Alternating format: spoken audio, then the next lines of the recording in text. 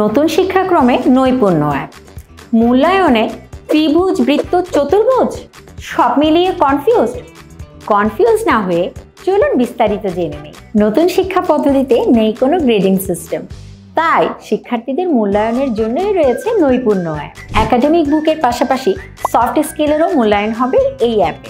তাদের প্রোগ্রেস বোঝানো হবে ত্রিভুজ, বৃত্ত আর চতুর্ভুজের মাধ্যমে। মূল্যায়নের প্রথম ধাপ হচ্ছে ত্রিভুজ। যারা সব যোগ্যতা অর্জন করবে তারাই পাবে ত্রিভুজ, আর যোগ্যতা যদি মোটামুটি হয় তবে শিক্ষার্থী পাবে বৃত্ত। তিনটির মধ্যে সর্বনিম্ন ধাপ হচ্ছে চতুর্ভুজ। এর মানে হচ্ছে শিক্ষার্থীর উন্নতি প্রয়োজন।